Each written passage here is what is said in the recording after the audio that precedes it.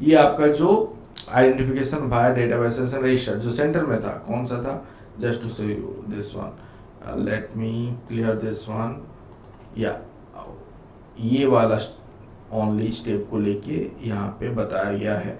इस वीडियो में बात करते हैं systematic comprehensive literature review and Meta analysis के बारे में। हम बात करेंगे सिमिलरिटी क्या है, डिफरेंसेस क्या है एंड विजुअलाइजेशन प्लॉट वगैरह कैसे होता है, स्टेप के बारे में भी बात करेंगे। तो लिटरेचर रिव्यू हम करते क्यों हैं, तो इसको पहले समझते हैं। First thing is like you are assessing the current state of research. आप असेस कर रहे हो, अगर आप लिटरेचर रिव्यू कर रहे हो तो रिसर्चर एज एन रिसर्चर ये हमको हेल्प करेगा to know about the topic, क्या काम चल रहा है, रिसर्च कहाँ तक हुआ है, किसके ऊपर चल रहा है, कहाँ पे रिसर्च गैप है, सो दैट आप अगर एक रिसर्च प्लान कर रहे हो तो आपको उस पर हेल्प मिलेगा फर्दर जो रिसर्च गैप है उसके ऊपर काम करने के लिए। And identifying the research gap जो मैं बात कर रहा था, जो गैप है, अगर आप करंट लिटरेचर रिव्यू परफॉर्म कर रहे हो, जो करंट नॉलेज है आइडेंटिफाई करोगे एंड पता करोगे कि नीड किस पे है, कौन सा सोसाइटल नीड पे आप काम कर सकते हो, रिसर्च गैप क्या है, उसको फुलफिल कर सकते हो।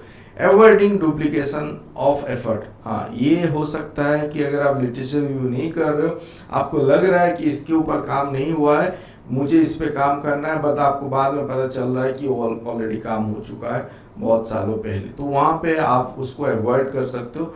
डुप्लीकेशन हो रहा है, आपका एफर्ट भी गया क्योंकि वो काम ऑलरेडी पब्लिश हो चुका है, तो ये उस पर आपको हेल्प कर रहा है। Then developing a theoretical framework आप डेवलप कर सकते हो एज ए रिसर्चर। आपको पता चल रहा है कि क्या मेथोडोलॉजी को फॉलो करना है, क्या स्टेप फॉलो करना है, सो दैट आप अपने रिसर्च मेथोडोलॉजी को एक नया तरीके से उसको अप्रोच कर सकते हो। आपको पता है कि एग्जिस्टिंग प्रोसीजर क्या है, उसको लेके आप कहाँ तक पहुँच सकते हो, क्या एडिशन कर सकते हो, वो सब आपको हेल्प करेगा if you are doing SLR और literature review properly. Then identifying expert, यहाँ पे और एक ये चीज़ भी है कि किसने क्या रिसर्च किया हुआ है, मतलब किसको आप एज एन एक्सपर्ट और एज एन सुपरवाइजर और एज एन गाइड आप ले सकते हो, इस पे भी आपको ये हेल्प करता है लिटरेचर रिव्यू पे। आपको पता चलता है कौन से इंस्टीट्यूट पे कौन से ऑथर ने क्या काम किया हुआ है, नियर बाय आप कहीं पे अप्लाई कर रहे हो PhD के लिए, उस यूनिवर्सिटी पे उस रिलेटेड अगर कोई काम कर रहा है वो भी नॉलेज आपको पता चल जाएगा अगर आपने लिटरेचर रिव्यू वगैरह किया हुआ है। क्योंकि अभी बहुत सारा टूल्स अवेलेबल है, इंडेक्सिंग डेटाबेसेस है, जहाँ पे आप ऑथर वाइज भी सर्च करके पता कर सकते हो कि उस फील्ड पे क्या काम उस ऑथर ने किया हुआ है, सो दैट आप उनको फिर अप्रोच कर सकते हो एज एन सुपरवाइजर अगर आप रिसर्च जर्नी स्टार्ट करना चाहते हो एज एन PG और PhD को लेके। डिटरमाइनिंग मेथोडोलॉजी, यहाँ पे आप डिटरमाइन करोगे कौन सा मेथोडोलॉजी को फॉलो करना है, पास्ट स्टडीज को लेके क्या अप्रोचेस फॉलो करना है, वहाँ पे ड्रॉबैक वगैरह क्या है, एडवांटेज क्या है, क्या उस पर आप एडिशन कर सकते हो। प्रोवाइडिंग बैकग्राउंड आपको यहाँ पे मिल रहा है, solid background for research paper investigation, ये आपको पता ही है। Then keeping up to date in this process, आप जब लिटरेचर रिव्यू कर रहे हो you will be staying updated जो काम हुआ है, एंड करंट फील्ड पे, current in the field of interest भी जो काम चल रहा है उसके ऊपर भी आपको नॉलेज रहेगा, सो दैट आप जो काम करोगे आउटडेटेड वगैरह ना हो। आपको पता होगा आप जब एक पेपर कम्युनिकेट करते हो, रेफरेंसेस भी बहुत इंपॉर्टेंट होता है, आपको कमेंट वगैरह भी आता होगा कि आपका रेफरेंसेस आउट ऑफ डेट है और अपडेटेड नहीं है, you need to input some recent references, so that उनका कहने का मकसद ये है कि आप चेक करो whether similar work already publish हुआ है या नहीं हुआ है। अगर आपने सही से लिटरेचर रिव्यू नहीं किया है एंड आप एक प्रोजेक्ट कर रहे हो, ये मेरा रिसर्च काम है, तो वहाँ पे डेस्क रिजेक्शन वगैरह की भी पॉसिबिलिटीज रहता है। Then establishing credibility for researcher और for scholar, the depth and breadth of literature review can emphasise their credibility of the field, मतलब अंडरस्टैंडिंग आपका अंडरस्टैंडिंग कितना है उस फील्ड पे, वो एक मायने रखता है। जब भी आप कहीं पे अपने आप को प्रेजेंट कर रहे हो, आप बता रहे हो कि मैं इसके ऊपर रिसर्च किया हूँ, देन यू शुड नो कि उसके ऊपर क्या रिसर्च हुआ है एंड आपने क्या एडिशन किया हुआ है, तो वो SLR और ये सिस्टमेटिक लिटरेचर रिव्यू और लिटरेचर रिव्यू से ही आता है। तो बात करते हैं systematic review and comprehensive review के बारे में। दोनों में सेम है और डिफरेंसेस है, वो थोड़ा देखते हैं। यहाँ पे comprehensive review known as literature review and systematic review are both method of generating or gathering information on a topic, but they differ in their depth, reporting and कौन से पर्पस के लिए उसको यूज कर रहे हो। तो डेप्थ हो गया, कैसे आप रिपोर्ट कर रहे हो, एंड आपका ऑब्जेक्टिव और पर्पस क्या है, टू परफॉर्म सिस्टमेटिक पे जा रहे हो, कॉम्प्रिहेंसिव पे जा रहे हो, वहाँ पे डिफरेंसेस है। जैसे कि हम कॉम्प्रिहेंसिव के बारे में बात करें तो ओवरव्यू में दे रहा है अवेलेबल लिटरेचर के बारे में, वहाँ पे particular topic, it can be first step in studying A topic further.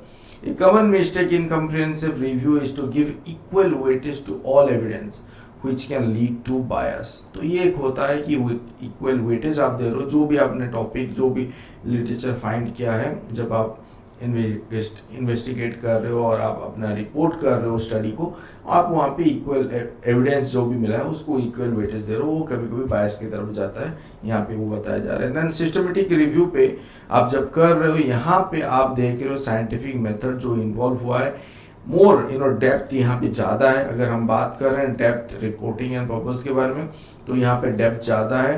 It concluded in an unbiased, यहाँ पे बायसनेस भी कम है। Reproducible way to provide evidence for practice and policy making. अब देखो, मतलब प्रैक्टिकल अप्रोच के लिए अगर हम जा रहे हैं, एक चीज़ को उसको लाना है कम्युनिटी के में, मतलब उसको एप्लीकेबल बनाना है, तो यहाँ पे सिस्टमेटिक लिटरेचर रिव्यू होना बहुत ज़रूरी है। And protocol driven focus on specific topic की क्वेश्चन को एड्रेस कर रहा है, eligibility criteria, pre plan protocol, evaluate the quality of the evidence. तो यहाँ पे ये डिफरेंसेस है, मतलब आप ज़्यादा फोकस्ड वे पे यहाँ पे कर रहे हो। सिस्टमेटिक पे जब हम बात कर रहे हैं, सीरियस मैनर्स पे आप कर रहे हो, इक्वल वेटेज नहीं दे रहे हो, आप ईच चीज़, ईच कंपोनेंट को अलग वेटेज दे के अलग फोकस वे पे कर रहे हो, क्योंकि आपको उसको एक पॉलिसी मेकिंग के तरफ लेके जाना है एंड एविडेंस बेस्ड उसको प्रैक्टिस पे लेके आना है। देन मेटा एनालिसिस क्या है? Meta analysis is a statistical technique that combines data from multiple studies to draw conclusion about a body of research। तो यहाँ पर पर्पस क्या है? Meta analysis aim to provide more precise estimate of effect, size or outcome of interest that any individual study। Process क्या होता है? That involves systematically addressing previous research studies, combining data that included in those studies, statistical procedure to calculate pooled effect size, confidence interval, test the heterogeneity among the study, then reporting the result। तो यहाँ पे statistical आप एक point यहाँ पे आ रहा है, systematic way पे अभी आप कर रहे हो, बट यहाँ पे आप उसको एनालाइज कर रहे हो स्टैटिस्टिकल वे पे, हेटेरोजेनेसिटी एंड जो स्टडी है वहाँ पे उसको भी आप फोकस कर रहे हो। तो देखते हैं, आपको और भी क्लियर पिक्चर आएगा जब हम यहाँ पे आप देखो differences and talking about the goal, when to use, when not to use, scope, database and analysis क्या आप करते हो। जब हम बिब्लियोमेट्रिक एनालिसिस कर रहे हैं, आप देखो it is something about large database के ऊपर जब हम बात करें, ब्रॉड स्कोप के ऊपर हम बात करें, तो यहाँ पे नॉट टू यूज कब होगा? जब हम यहाँ पे स्कोप को लिमिट कर रहे हैं, स्पेसिफिक कर रहे हैं, तो वहाँ पे ये नॉट टू यूज पे जाएगा। इसका रिवर्स आप देख सकते हो। देन यहाँ पे एनालिसिस क्या आप कैसे परफॉर्म कर रहे हो? क्वांटिटेटिव वे पे इवैल्यूएशन एंड इंटरप्रिटेशन आप कर रहे हो, एंड क्वालिटेटिव वे पे भी आप जा सकते हो जब आपका ज़रूरत है। तो यहाँ पे दोनों आप कंसिडर कर रहे हो, क्वांटिटेटिव एंड क्वालिटेटिव, जब हम बिब्लियोमेट्रिक एनालिसिस कर रहे हैं। वेयरएज मेटा एनालिसिस पे आप देखो यहाँ पे ब्रॉड भी है, स्पेसिफिक भी है, एंड लार्ज डेटाबेस भी हो सकता है, but small, but not but adequate होना चाहिए। इतना भी ज़्यादा स्मॉल नहीं होना चाहिए कि वहाँ पे एडिक्वेट इन्फॉर्मेशन ना हो। तो यहाँ पे क्वांटिटेटिव मेथड यहाँ पे फॉलो किया जा रहा है, तो क्वांटिटेटिव यहाँ पे कर रहे हैं, बट सिस्टमेटिक लिटरेचर रिव्यू पे जब आप हमारे क्वालिटेटिव पे हम फोकस कर रहे हैं, स्पेसिफिक स्मॉल डेटा सेट के ऊपर हम फोकस कर रहे हैं।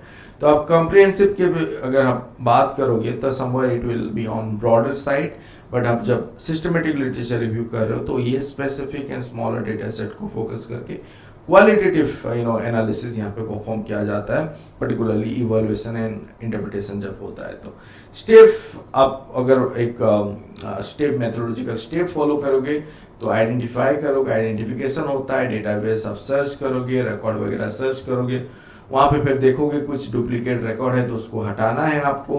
तो ये स्क्रीनिंग का फेज होता है जहाँ पे कि आप स्क्रीन कर रहे हो रिकॉर्ड को, एक्सक्लूड कर रहे हो अगर डुप्लीकेट हुआ है, अनवांटेड रिजल्ट आया है तो। देन एलिजिबिलिटी क्राइटेरिया भी आप सेट कर सकते हो। ओनली फुल टेक्स्ट आर्टिकल को अगर रखना है तो वो आप रख सकते हो। एक ये आप प्रिज्मा गाइडलाइन को ध्यान पे रख के मैं यहाँ पे बात कर रहा हूँ, मैं आपको वो भी दिखाऊंगा। एंड देन यहाँ पे आप स्टडी जो इंक्लूड कर रहे हो, क्वांटिटेटिव सिंथेसिस आप कर रहे हो, बट अगर जो फाइनल इंक्लूजन हुआ मेटा एनालिसिस करना चाहते हो, क्वांटिटेटिव सिंथेसिस यहाँ पे क्वालिटेटिव है in this stage, then quantitative synthesis के लिए मेटा एनालिसिस पे आप जा सकते हो। मैं आपको और भी दिखाता हूँ प्रिज्मा गाइडलाइन पे वो कैसे होता है। देन मेटा एनालिसिस का चेकलिस्ट क्या है, study question, then literature search आप परफॉर्म कर रहे हो, डेटा एब्स्ट्रैक्शन कर रहे हो, इवैल्यूएशन ऑफ रिजल्ट हो रहा है, इवैल्यूएशन फॉर पब्लिकेशन बायस आप चेक कर रहे हो, then applicability of the result देख रहे हो, फंडिंग सोर्सेज देख रहे हो। एंड यहाँ पे ऑब्जेक्टिव, जब आप क्वेश्चन वगैरह का ऑब्जेक्टिव क्लियरली स्टोर्ड होना चाहिए। लिटरेचर रिव्यू भी जब आप देख रहे हो, आपने कॉम्प्रिहेंसिव वे पे किया है, कैसे सर्च परफॉर्म किया है, कौन से डेटाबेस को लेके किया है। डेटा एब्स्ट्रैक्शन जब कर रहे हो तो यहाँ पे आपको स्ट्रक्चर डेटा एब्स्ट्रैक्शन करना है, एंड वहाँ पे सब कुछ देखना है, सैंपल साइज वगैरह देखना है, डेमोग्राफिक लोकेशन को भी देखना है, क्या इंक्लूड कर रहे हो, क्या एक्सक्लूड कर रहे हो, सब कुछ वहाँ पे होना चाहिए। एंड स्टेप जो होता है बेसिकली वो स्टेप समवट कॉमन है सब में, जैसे कि बिब्लियोमेट्रिक एनालिसिस पे भी हम जब बात करते हैं, डेटाबेस सिलेक्ट करते हो, फिर आप सर्च क्राइटेरिया सेट करते हो, फिर सर्च रिजल्ट को रिफाइन करते हो, इनिशियल डेटा को आप स्क्रीन जो एलिजिबिलिटी हम बोल रहे थे विजुअलाइज करते हो। तो ये स्टेप कॉमन है जो मैंने आपको मैं जो बता रहा हूँ अर्लियर स्लाइड पे भी जो मैंने आपको बताया। तो यहाँ पे आप देखो प्रिज्मा का जो 2020 चेक लिस्ट है, वहाँ पे अगर हम बात कर रहे हैं चेक लिस्ट पे क्या होना चाहिए, अगर एक पेपर से आपको डेटा एक्सट्रैक्ट करना चाहते हो तो वहाँ पे title, abstract, introduction, method, then हो गया रिजल्ट हो गया, देन डिस्कशन हो गया, एंड अदर इन्फॉर्मेशन जैसे कि रजिस्ट्रेशन प्रोटोकॉल वगैरह, वो सब इन्फॉर्मेशन होना चाहिए so that you can able to extract data.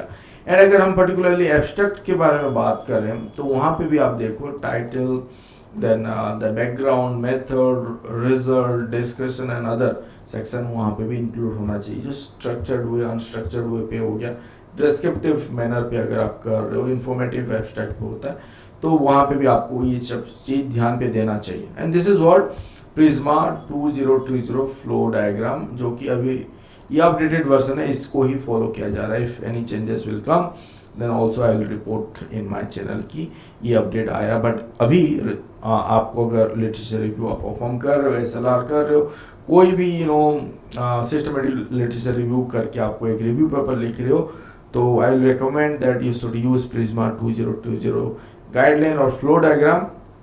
ये हो गया आपका identification of new study bye databases and register. आपको अगर प्रीवियस स्टडीज को इंक्लूड करना है तो ये एडिशनल पार्ट यहाँ पे इंक्लूड हो रहा है, मतलब वहाँ से जो रिकॉर्ड आ रहा है। And identification of new studies by other method, अगर आप कर रहे हो दूसरा मेथड यूज करके, तो ये फिर और एक एडिशनल आ गया जो यहाँ पे ऐड हो रहा है। तो आप देखो इसको अगर हम छोड़ रहे हैं, ये दोनों साइड पे जो है, जो ग्रे सेट पे है, उसको भी छोड़ के आप ओनली न्यू स्टडीज को आइडेंटिफाई कर रहे हो, लेट्स से स्कूपर से डेटा लेके करना चाहते हो, वो भी आप कर सकते हो ओनली इसको फॉलो करके। अगर प्रीवियस स्टडी ऐड कर रहे हो, फाइनल पे वो ऐड हो जाएगा। यहाँ पे आइडेंटिफाई हुआ, स्क्रीन हुआ, जो इंक्लूड हो रहा है वहाँ पे आपका प्रीवियस स्टडीज यहाँ पे इंक्लूड हो रहा है। एंड यहाँ पे जो आइडेंटिफाई आपने किया है new studies by other method, ये इस स्टेप पे इंक्लूड हो रहा है, तो आपको ध्यान पे देना होता है। मैंने इसके ऊपर इन डिटेल बात किया हुआ है वीडियोस पे, आप बिब्लियोमेट्रिक एनालिसिस का प्लेलिस्ट फॉलो कीजिए। Performance analysis, science mapping and network analysis के हिसाब से उसको डिवाइड किया गया है, बिकॉज जब आप बिब्लियोमेट्रिक एनालिसिस कर रहे हो all this thing will come into play. Visualisation plot जो आता है वहाँ पे आपका पब्लिकेशन रिलेटेड मैट्रिसेस जनरेट होता है, एंड उसी को लेके आपका विजुअलाइजेशन ग्राफ वगैरह आता है, साइटेशन रिलेटेड मैट्रिसेस आता है, citation and publication related matrices आता है। देन साइटेशन एनालिसिस आप कर रहे हो, साइंस मैपिंग पे आप कर सकते हो, को साइटेशन एनालिसिस VOS व्यूअर पे कर सकते हो, आर बिब्लियोसाइनी पे कर सकते हो। यहाँ पे देखो बिब्लियोमेट्रिक XR जो है वो आर बिब्लियोसाइनी में बोल रहा हूँ, इसको लेके एंड व्यू एज व्यूअर को लेके मैंने वीडियोस वगैरह ऑलरेडी बनाया हुआ है, तो आप वो देख सकते हो बाय टेकिंग रिजल्ट और Meta data from different databases, जैसे कि लेंस हो गया free databases, lens dimension AI हो गया, देन आपका OpenLX हो गया, देन आपका सब्सक्रिप्शन जैसे कि वेब ऑफ साइंस हो गया, देन यू हैव स्कूपस, उसको लेके भी आप कर सकते हो। If you need help on Scopus data you can contact us. तो यहाँ पे आप देखो को-वर्ड एनालिसिस होता है, को-ऑथरशिप एनालिसिस भी हो सकता है, so all that can be done. And ये मैं इसलिए दिखा रहा हूँ कि जो पब्लिश्ड आर्टिकल है they are following this PRISMA flow diagram. आप देखो ये आपका जो identification via databases and register जो सेंटर में था, कौन सा था, just to show you this one, let me clear this one, या ये वाला ओनली स्टेप को लेके यहाँ पे बताया गया है।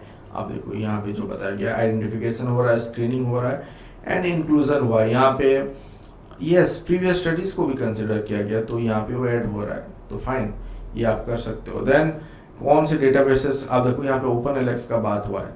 I have received query that sir can we do analysis with जो फ्रीली अवेलेबल डेटा सेट और जो डेटाबेसेस फ्रीली अवेलेबल हमारे पास है। Yes you can do that and publish भी हो रहा है पेपर, एल्सवियर पे ये पब्लिश हुआ है, तो OpenLX का डेटा है यहाँ पे, because many you may not have that you know option to और you have access to Scopus और वेब ऑफ साइंस, तो बाकी ऑप्शन आपके पास अवेलेबल है, आप उसको अपने हिसाब से भी प्ले कर सकते हो, यूज कर सकते हो। तो ये एक हो गया। Then this is another article जो मैं डिफरेंट वीडियोस पे भी बताया हूँ अबाउट नॉस्टैल्जिया मार्केटिंग, जहाँ पे स्कूपस डेटा को लेके ये काम हुआ है, आइडेंटिफिकेशन, स्क्रीनिंग, इंक्लूजन हुआ है। आप देखो सब्जेक्ट एरिया क्या कंसिडर हुआ, कितना आइडेंटिफाई हुआ था, फाइनल कितना इंक्लूड होके एनालिसिस हुआ है। And this is another work on cash transfer, something on capital outcome, जहाँ पे कि आपको इतना रिकॉर्ड आइडेंटिफाई हुआ है।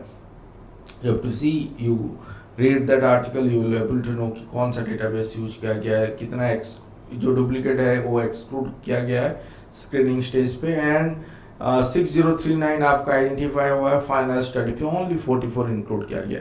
क्यों एक्सक्लूड किया गया, all that criteria has been describe.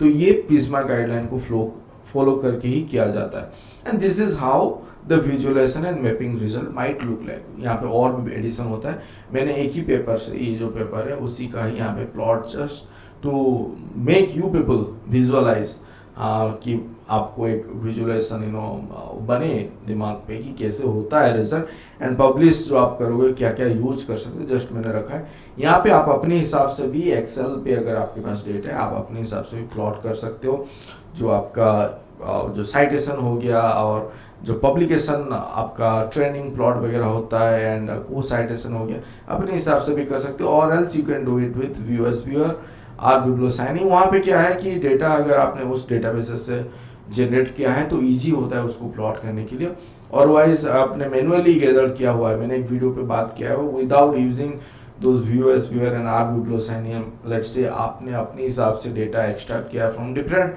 Databases, तो कैसे उसको आप दिखा पाओगे, प्लॉट कर पाओगे, तो वीडियो भी आप देख सकते हो, तो आपको हेल्प मिलेगा to know more about it, and आप अपना रिव्यू पेपर पे अगर काम कर रहे हो तो वो हेल्पफुल होगा। So thank you for watching this video, please do subscribe to my channel. आप हमको यूट्यूब पे, लिंक्डइन पे एंड फेसबुक पे भी फॉलो कर सकते हो, तो stay connected. Thank you for watching this video, thank you.